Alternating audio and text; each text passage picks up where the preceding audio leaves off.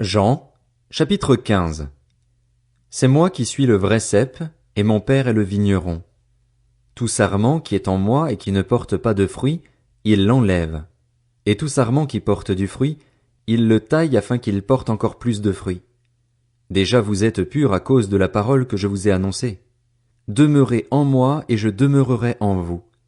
Le sarment ne peut pas porter de fruit par lui-même sans rester attaché au cep. Il en va de même pour vous si vous ne demeurez pas en moi. Je suis le cep, vous êtes les sarments. Celui qui demeure en moi et en qui je demeure porte beaucoup de fruits, car sans moi vous ne pouvez rien faire. Si quelqu'un ne demeure pas en moi, il est jeté dehors comme le sarment et il sèche. Puis on ramasse les sarments, on les jette au feu et ils brûlent. Si vous demeurez en moi et que mes paroles demeurent en vous, vous demanderez ce que vous voudrez et cela vous sera accordé. Ce qui manifeste la gloire de mon Père, c'est que vous portiez beaucoup de fruits. Vous serez alors vraiment mes disciples. Tout comme le Père m'a aimé, moi aussi, je vous ai aimé. Demeurez dans mon amour. Si vous gardez mes commandements, vous demeurerez dans mon amour, de même que j'ai gardé les commandements de mon Père et que je demeure dans son amour. Je vous ai dit cela afin que ma joie demeure en vous et que votre joie soit complète. Voici mon commandement. Aimez-vous les uns les autres comme je vous ai aimé. Il n'y a pas de plus grand amour que de donner votre vie pour vos amis. Vous êtes mes amis si vous faites ce que je vous commande. Je ne vous appelle plus serviteur parce que le serviteur ne sait pas ce que fait son Seigneur, mais je vous ai appelé ami parce que je vous ai fait connaître tout ce que j'ai appris de mon Père. Ce n'est pas vous qui m'avez choisi, mais c'est moi qui vous ai choisi, et je vous ai établi afin que vous alliez, que vous portiez du fruit et que votre fruit demeure. Alors, ce que vous demanderez au Père en mon nom, il vous le donnera. Ce que je vous commande, c'est de vous aimer les uns les autres. Si le monde vous déteste, sachez qu'il m'a détesté avant vous. Si vous étiez du monde, le monde vous aimerait car vous seriez à lui. Vous n'êtes pas du monde, mais je vous ai choisi du milieu du monde. C'est pour cela que le monde vous déteste. Souvenez-vous de la parole que je vous ai dite, le serviteur n'est pas plus grand que son Seigneur. S'ils m'ont persécuté, ils vous persécuteront aussi. S'ils ont gardé ma parole, ils garderont aussi la vôtre. Mais ils vous feront tout cela à cause de moi, parce qu'ils ne connaissent pas celui qui m'a envoyé. Si je n'étais pas venu et ne leur avais pas parlé, ils ne seraient pas coupables, mais maintenant ils n'ont aucune excuse pour leur péché. Celui qui me déteste déteste aussi mon Père. Si je n'avais pas fait parmi eux des œuvres qu'aucun autre n'a faites, ils ne seraient pas coupables, mais maintenant ils les ont vus et ils nous ont détestés, moi et mon Père. C'est ainsi que s'accomplit la parole écrite dans leur loi, ils m'ont détesté sans raison. Quand sera venu le défenseur que je vous enverrai de la part du Père, l'Esprit de la vérité qui vient du Père, il rendra témoignage de moi. Et vous aussi, vous me rendrez témoignage, parce que vous êtes avec moi depuis le début. Jean, chapitre 16. Je vous ai dit cela afin que vous ne trébuchiez pas. On vous exclura des synagogues, et même l'heure vient où tous ceux qui vous feront mourir croiront offrir un culte à Dieu. Ils agiront ainsi parce qu'ils n'ont connu ni le Père ni moi. Je vous ai dit cela afin que, l'heure venue, vous vous souveniez que je vous l'ai dit. Je ne vous en ai pas parlé dès le début parce que j'étais avec vous. Maintenant je m'en vais vers celui qui m'a envoyé et aucun de vous ne me demande « Où vas-tu » Mais parce que je vous ai parlé ainsi, la tristesse a rempli votre cœur. Cependant, je vous dis la vérité, il vaut mieux pour vous que je m'en aille. En effet, si je ne m'en vais pas, le défenseur ne viendra pas vers vous. Mais, si je m'en vais, je vous l'enverrai et, quand il sera venu, il convaincra le monde en ce qui concerne le péché, la justice et le jugement. En ce qui concerne le péché, parce qu'il ne croit pas en moi. La justice, parce que je vais auprès de mon Père et que vous ne me verrez plus. Le jugement, parce que le prince de ce monde est jugé. J'ai encore beaucoup de choses à vous dire, mais vous ne pouvez pas les supporter maintenant. Quand le défenseur sera venu, l'Esprit de la vérité, il vous conduira dans toute la vérité, car il ne parlera pas de lui-même, mais il dira tout ce qu'il aura entendu et vous annoncera les choses à venir.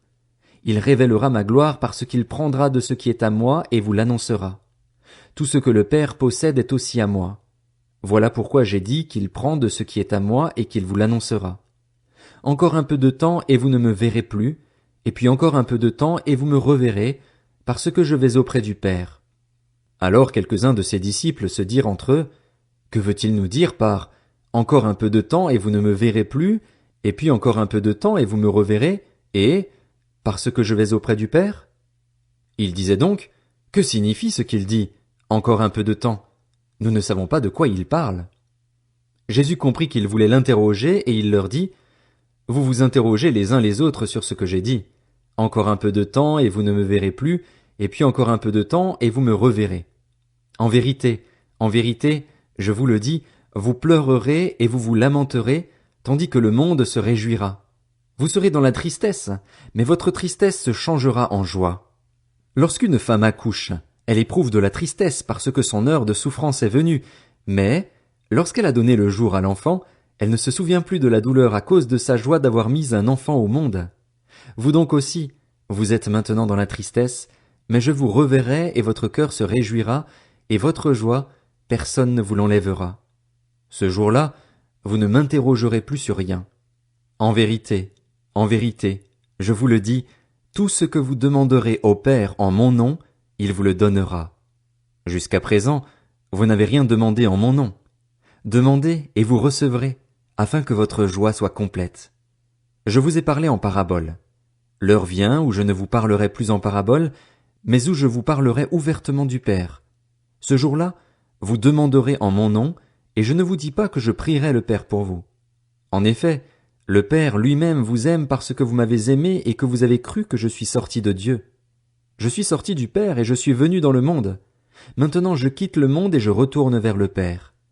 Ses disciples lui dirent, vois, maintenant tu parles ouvertement et tu n'emploies aucune parabole. Maintenant nous savons que tu sais tout et que tu n'as pas besoin qu'on t'interroge. C'est pourquoi nous croyons que tu es sorti de Dieu. Jésus leur répondit, vous croyez juste maintenant? Voici que l'heure vient, et elle est déjà venue, où vous serez dispersés chacun de votre côté et me laisserez seul. Cependant, je ne suis pas seul, car le Père est avec moi. Je vous ai dit cela afin que vous ayez la paix en moi. Vous aurez à souffrir dans le monde, mais prenez courage. Moi, j'ai vaincu le monde. Jean, chapitre 17. Après ces paroles, Jésus leva les yeux vers le ciel et dit, Père, l'heure est venue. Révèle la gloire de ton Fils afin que ton Fils aussi révèle ta gloire. Tu lui as donné pouvoir sur tout être humain, afin qu'il accorde la vie éternelle à tous ceux que tu lui as donnés. Or, la vie éternelle, c'est qu'ils te connaissent, toi, le seul vrai Dieu, et celui que tu as envoyé, Jésus-Christ. J'ai révélé ta gloire sur la terre, j'ai terminé ce que tu m'avais donné à faire. Maintenant, Père, révèle toi-même ma gloire auprès de toi en me donnant la gloire que j'avais auprès de toi avant que le monde existe. Je t'ai fait connaître aux hommes que tu m'as donnés du milieu du monde. Ils étaient à toi et tu me les as donnés, et ils ont gardé ta parole. Maintenant ils savent que tout ce que tu m'as donné vient de toi. En effet, je leur ai donné les paroles que tu m'as données, ils les ont acceptées et ils ont vraiment reconnu que je suis sorti de toi, et ils ont cru que tu m'as envoyé. C'est pour eux que je prie. Je ne prie pas pour le monde, mais pour ceux que tu m'as donnés, parce qu'ils sont à toi. Tout ce qui est à moi est à toi, et ce qui est à toi est à moi, et ma gloire est manifestée en eux. Désormais je ne suis plus dans le monde, mais eux, ils sont dans le monde, tandis que je vais vers toi. Père saint, garde-les en ton nom, ce nom que tu m'as donné, afin qu'ils soient un comme nous. Lorsque j'étais avec eux dans le monde, je les gardais en ton nom. J'ai protégé ceux que tu m'as donnés, et aucun d'eux ne s'est perdu, à part le fils de perdition, afin que l'écriture soit accomplie. Maintenant je vais vers toi, et je dis ces paroles dans le monde, afin qu'ils aient en eux ma joie, une joie complète. Je leur ai donné ta parole, et le monde les a détestés parce qu'ils ne sont pas du monde, tout comme moi, je ne suis pas du monde. Je ne te demande pas de les retirer du monde, mais de les préserver du mal. Ils ne sont pas du monde, tout comme moi, je ne suis pas du monde. Consacre-les par ta vérité. Ta parole est la vérité. Tout comme tu m'as envoyé dans le monde, je les ai moi aussi envoyés dans le monde, et je me consacre moi-même pour eux, afin qu'eux aussi soient consacrés par la vérité. Je ne prie pas pour eux seulement, mais encore pour ceux qui croiront en moi à travers leurs paroles, afin que tous soient un comme toi, Père, tu es en moi et comme je suis en toi, afin qu'eux aussi soient un en nous pour que le monde croie que tu m'as envoyé. Je leur ai donné la gloire que tu m'as donnée afin qu'ils soient un comme nous sommes un, moi en eux et toi en moi, afin qu'ils soient parfaitement un et qu'ainsi le monde reconnaisse que tu m'as envoyé et que tu les as aimés comme tu m'as aimé. Père, je veux que là où je suis, ceux que tu m'as donnés soient aussi avec moi afin qu'ils contemplent ma gloire, la gloire que tu m'as donnée parce que tu m'as aimé avant la création du monde. Père juste, le monde ne t'a pas connu, mais moi, je t'ai connu, et ceux-ci ont reconnu que tu m'as envoyé.